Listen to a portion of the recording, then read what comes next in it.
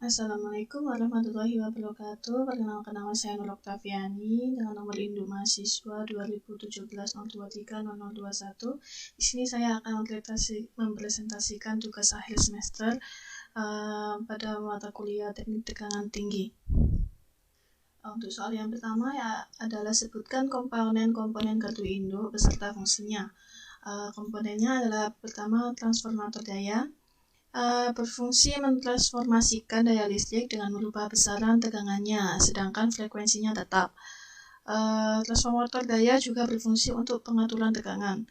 Yang kedua ada neutral grounding resistance atau NGR, berfungsi untuk memperkecil arus gangguan yang terjadi. Ketiga ada circuit breaker, fungsinya untuk memutus rangkaian listrik dalam keadaan berbeban. Yang keempat ada disconnection switch, fungsinya untuk memisahkan rangkaian listrik dalam keadaan tidak berbeban.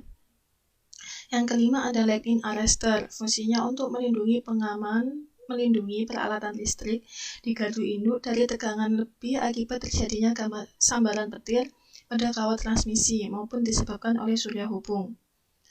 Yang keenam ada current transformer, fungsinya merubah besaran arus dari arus yang besar ke arus yang kecil atau memperkecil besaran arus listrik pada sistem tenaga listrik menjadi arus untuk sistem pengukuran dan proteksi. Kemudian ada potensial transformer, fungsinya untuk merubah besaran tegangan dari tegangan tinggi ke tegangan rendah atau memperkecil besaran tegangan listrik yang menjadi besaran tegangan untuk pengukuran dan proteksi.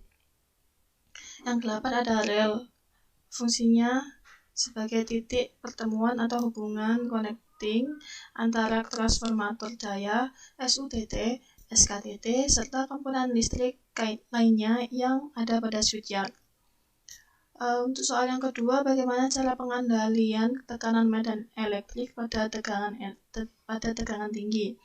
Yang pertama adalah menata bagian peralatan agar membentuk susunan elektroda sedemikian rupa hingga tekanan medan pada sistem isolasi berkurang.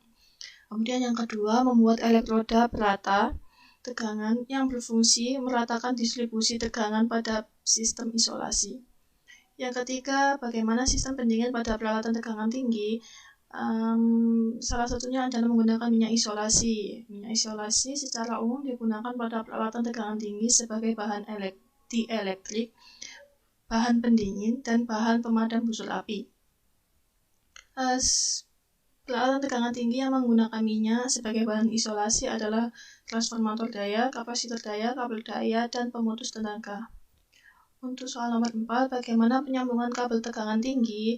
Pada sambungan antara saluran dengan saluran, umumnya dilakukan dengan menggunakan pipa penyambung. Pekerjaan penyambungan kabel tegangan tinggi memerlukan ketelitian dan kebersihan dalam pelaksanaannya. Pada saluran listrik yang terbuka, baik tegangan rendah maupun tegangan tinggi, penyambungan atau pencabangan umumnya dilakukan dengan klem khusus. Klem ini ada yang menggunakan cara pengikatan dengan mur dan paut, ada pula yang menggunakan cara penjepitan dengan tekanan yang dalam bahasa Inggris disebut compression joint. Untuk soal nomor 5, apa yang dimaksud dengan ionisasi, deionisasi, dan emisi? Untuk ionisasi sendiri adalah proses mengubah molekul atau atom menjadi ion dengan mengurangi atau menambah partikel bermuatan seperti elektron atau lainnya. Proses ionisasi kemuatan negatif atau positif sedikit berbeda. Ion yang bermuatan positif diperoleh saat elektron yang terikat pada molekul atau atom menyerap energi yang cukup agar bisa lepas dari potensial listrik yang mengikatnya. Energi yang dibutuhkan itu disebut juga potensial ionisasi. Untuk deionisasi sendiri dikenal sebagai metode untuk pemurnian air. Dalam metode ini, resin pertukaran ion khusus menghilangkan anion dan kation yang ada dalam air dengan hidronium dan ion hidroksida. Hasilnya adalah air deionisasi. Untuk emisi adalah zat, energi, atau komponen lain yang dihasilkan dari suatu kegiatan yang masuk atau dimasukkannya ke dalam udara yang mempunyai atau tidak mempunyai potensi sebagai unsur pencemar. Untuk nomor 6, bagaimana proses terjadinya corona dan bagaimana cara penanganannya? Terjadinya corona karena adanya sebuah molekul atau atom netral medium di dalam sebuah wilayah medan listrik yang kuat. itu diionisasikan oleh peristiwa tumbukan dan menciptakan sebuah ion positif dan elektron bebas. Medan listrik beroperasi pada partikel-partikel bermuatan lalu memisahkan, mencegah penggabungan kembali serta mempercepat partikel-partikel itu, memberikan energi kinetik ke setiap partikel. Sebagai akibat dari peningkatan energi pada elektron lebih jauh lagi, sejumlah pasangan ion elektron atau positif bisa diciptakan dengan menabrakkan atom-atom netral lalu mengalami proses pemisahan yang sama. Proses pemisahan ini menciptakan sebuah longsoran elektron. Dalam berbagai proses yang membedakan korona positif dengan negatif, proses energi plasma ini diubah menjadi disosiasi elektron tahap awal untuk menyebabkan longsoran lebih jauh lagi. Banyak ion terbentuk di dalam rangkaian longsoran ini yang berlainan antara korona positif dan negatif, ditarik ke elektrode tak melengkung, melengkapi sirkuit, dan mempertahankan aliran arus. Untuk cara mengatasinya adalah dengan membuat bandel atau disatukan penghantar dalam satu ruang terisolasi. Yang semakin banyak bandel yang dibuat, semakin meminimalisir corona yang akan terjadi. Menghilangkan komponen-komponen yang runcing, membersihkan komponen pada sistem transmisi tenaga listrik seperti switchgear dan transformer, dan pemasangan pemanas anti kondensasi untuk mengontrol ruang panel agar kelembapan tetap terjaga. Untuk nomor 7, sebutkan jenis-jenis pemutus daya dan bagaimana cara kerjanya. Jenis-jenis pemutus berdasarkan media isolator dan material dielektriknya terbagi menjadi 4 jenis, yaitu saklar PMT minyak, PMT udara hembus, PMT vakum, dan dengan gas SF6.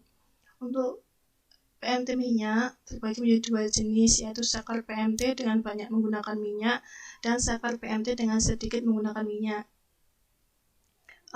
Untuk saklar PMT SF6 juga terbagi menjadi 2 tipe, yaitu tipe tekanan tunggal dan tipe tekanan ganda.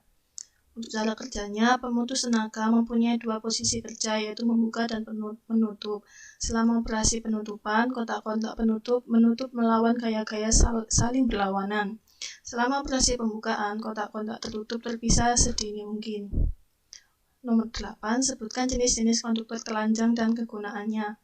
Yang pertama ada ACSR, yang merupakan hantaran udara yang pada umumnya digunakan untuk menghantarkan arus pada tegangan 500 kV atau pada tegangan 150 kV dari pusat pembangkit ke gardu induk atau gardu distribusi.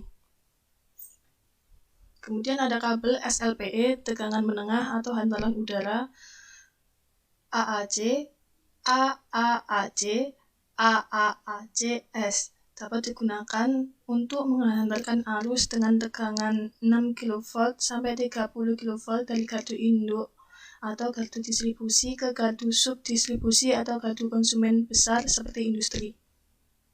Kemudian yang ketiga ada kabel XLPE dan kabel PVC dengan tegangan rendah. Dapat digunakan untuk menghantarkan arus dengan tegangan 500 volt sampai 3 kV dari gardu subdistribusi ke pelanggan. Agar energi listrik yang diproduksi di pusat-pusat pembangkit dapat dinikmati oleh konsumen, kabel mempunyai fungsi atau peran yang sangat vital. Tanpa kabel, energi listrik yang diproduksi pusat-pusat pembangkit tidak dapat sampai ke pelanggan. Nah, untuk nomor 9, yakni jelaskan ciri-ciri dari kabel tegangan tinggi. Yang pertama ada kabel tegangan tinggi yang berfungsi untuk menyalurkan arus listrik tegangan tinggi hasil induksi sekunder koil ke busi. Tegangan yang dialirkan sebesar 15.000 volt sampai 30.000 volt. Kabel tegangan tinggi terdiri dari tembaga yang diisolasi dengan karet silikon. Karena arus yang mengalir tegangannya sangat tinggi, maka isolatornya sangat tebal. Saat listrik mengalir dari sekeliling kabel, timbul medan magnet. Pada kabel tembaga, medan magnet cukup besar sehingga mengganggu gelombang radio. Guna mengatasi hal tersebut, maka kabel tegangan tinggi terbuat dari serat karbon. Kabel tegangan tinggi tidak boleh diikat menjadi satu, sebab adanya medan magnet saat ada aliran listrik pada kabel tegangan tinggi dapat menyebabkan induksi. Induksi pada kabel yang berdekatan sehingga terjadi aliran listrik juga pada kabel yang berdekatan. Kondisi ini sering disebut mutual induction. Bila tegangan akibat mutual induction cukup besar, maka akan terjadi percikan api. Percikan ini terjadi tidak sesuai dengan filling order, sehingga akan terjadi kesalahan pembakaran. Guna menghindari hal tersebut, maka pemisah kabel tegangan tinggi dari tutup distributor menuju busi. Untuk kabel busi yang panjang perlu pemisah lebih dari satu. Jarak pemisah satu dengan yang lain kurang lebih 30 cm dan kabel tidak boleh saling berpotongan. Untuk kemudian konektor busi dengan kabel tegangan tinggi merupakan bagian yang sering menimbulkan masalah pada sistem pengapian. Bila konektor kurang rapat akan menyebabkan sambungan panas, sambungan menjadi korosi, tahanan meningkat dan mengurangi tegangan tinggi dari koil yang disalurkan ke busi. Desain konektor busi mempengaruhi usia pemakaian konektor. Semakin baik desain, maka semakin panjang usia pemakaiannya. Untuk nomor 10, apa kegunaan dari arrestor dan kawat tanah pada tegangan tinggi? Arrestor sendiri adalah alat yang berfungsi menstabilkan tegangan arus listrik saat terjadinya lonjakan sehingga mampu melindungi berbagai peralatan elektronik dari kerusakan akibat lonjakan tegangan. Untuk kawat tanah sendiri adalah media untuk melindungi kawat fasa dari sambaran petir. Kawat ini dipasang di atas kawat fasa dengan sudut perlindungan yang sekecil mungkin karena dianggap petir menyambar dari atas kawat.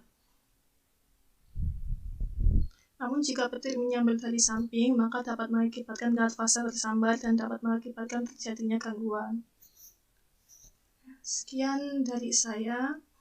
Apabila ada kesalahan dalam pengucapan, saya mohon maaf yang sebesar-besarnya. Terima kasih. Wassalamualaikum warahmatullahi wabarakatuh.